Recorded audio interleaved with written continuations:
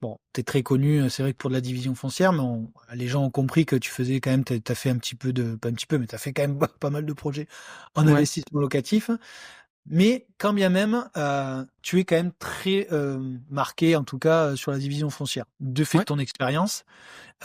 Pour toi, aujourd'hui, tu continues à, comment dire, à expliquer aux gens qui font la division foncière, c'est quoi un peu l'actualité que toi tu fais en perso et en pro sur Bien l'aspect sûr. immobilier? Mais alors, pour la division foncière, c'est quand même, c'est comme, comment dire, les derniers dinosaures, tu vois, c'est un peu l'espèce en voie de disparition. Tu parlais de dinosaures tout à l'heure.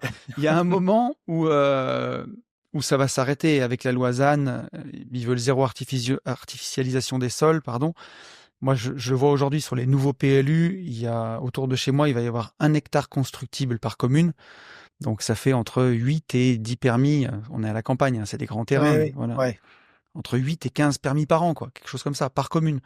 Donc, tu vois que ça va vraiment, ils sont vraiment en train de limiter. Pour autant, ce qui était 100% de mon activité en 2019, la division foncière, quand j'ai lancé, aujourd'hui, ça représente peut-être 30% de l'activité de ma société de marchand de biens. Le reste, c'est de mise en copro d'immeubles, division en volume. Mais pour autant, tu vois, là, encore ce matin, j'ai une OP qui ressort. Il y a un immeuble de 3 logements à diviser.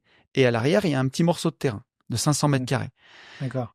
Et tous les autres Facile. investisseurs voient un parking, un potager pour l'immeuble, tout ce que tu veux. Moi, je vois surtout qu'on peut détacher une parcelle de 500 mètres carrés qui est constructible.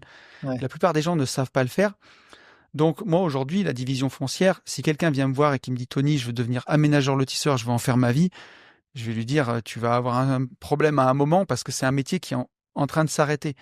Mais par contre, si tu veux rajouter cette compétence à ton arc dans ton métier de marchand de biens, pour chaque fois que tu vois un invest, le voir avec aussi les lunettes de la division foncière, pour voir des opportunités que tu n'aurais pas vues avant.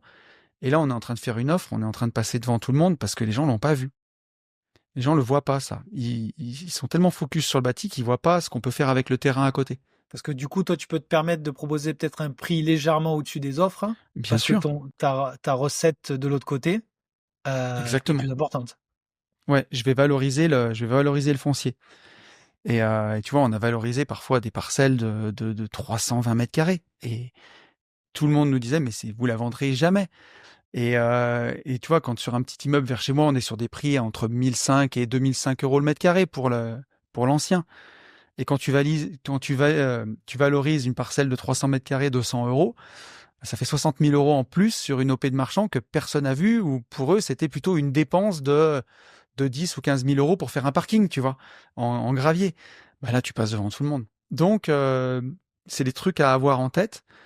Et même, tu vois, dans mon propre patrimoine, j'avais une maison que j'ai revendue. Et avant de la revendre, il y avait vraiment un grand jardin. J'ai divisé le terrain, j'ai construit une autre maison dessus. Et toutes ces choses-là que tu vois pas forcément quand t'as pas cette formation-là ou quand t'as pas cet œil-là. Mais c'est quoi ton avis c'est pas une question piège, mais parce que moi je Non, pourrais bien mouiller sûr. en la donnant. C'est que est-ce que commencer par la division foncière pour commencer dans l'investissement, est-ce que c'est quand même pas dangereux? Bah, alors, si, clairement, enfin, c'est pas, je te dirais pas C'est peut-être pas, dangereux. je l'amène mal. Non, non. Ça- C'est mais je pense que en général, commencer par le marchand de biens, en général, pour son premier invest, Mm. tu prends quand même un énorme risque. Si t'es pas formé, si t'es jamais allé chez le notaire, si tu connais pas ton secteur, si tu connais rien, faut y aller doucement. Moi, je dis toujours, faut Ouais. commencer petit. Que si au moins tu te brûles les ailes, tu te les brûles pas beaucoup.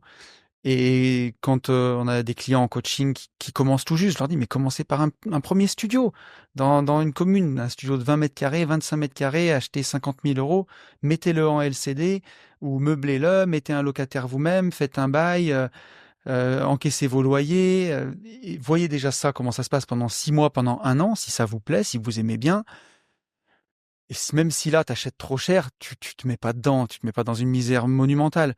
Si maintenant, tu as acheté un immeuble de 6 logements, 400 000 euros pour le diviser en espérant le revendre 500 000 et que le vendeur, il était peu scrupuleux ou que l'agent IMO, il t'a bien enfilé, là, tu peux te mettre dans la merde fort, quoi. Parce que si t'as mal acheté, bah, déjà, à mon avis, ce sera compliqué d'avoir une ligne de crédit marchand de biens, mais rembourser son crédit, ce sera compliqué. Vendre à la découpe, ce sera compliqué. faut pas oublier qu'on fait de l'effet de levier quand on fait de l'immobilier, hein. Malgré tout. Et ça, il y a beaucoup de gens qui l'oublient, que l'effet de levier, il est à double tranchant et que, ok, tu as un actif dans une ville, mais tu as aussi une ligne de crédit à la banque qu'il faut rembourser. Et si ce que tu as acheté, ça vaut pas ce que tu as, au moins ce que tu dois à la banque, bah, tu peux te mettre dans la merde, quoi. Donc Oui. la base, c'est de comprendre Et, ça déjà. et aussi la banque, quand tu as une opération, parce que moi ça m'était arrivé sur l'une de mes opérations, c'est que de mémoire j'avais fait un projet il y a longtemps, c'était sur Nîmes. Les chiffres à 5-10 000 euros près, mais c'est à peu près ça. C'est coût d'achat, je crois, 60 000 euros, mais j'avais Ouais. 30 ou 40 000 euros de travaux. Ok. Alors c'était à l'époque, tu vas peut-être toi me reprendre, mais le crédit foncier qui a disparu là. Tu sais, la banque, 2000, je te dirais 2015, crédit foncier, non, je sais ouais, plus. elle faisait que des crédits immobiliers. Oui. Elle faisait rien d'autre. Et puis du coup, cette banque me dit, bah, Monsieur Ciotto, il y a une personne de la banque qui va venir voir votre projet. Je dis, mais attendez, je viens d'acheter, ou en tout cas, je suis en cours d'acheter.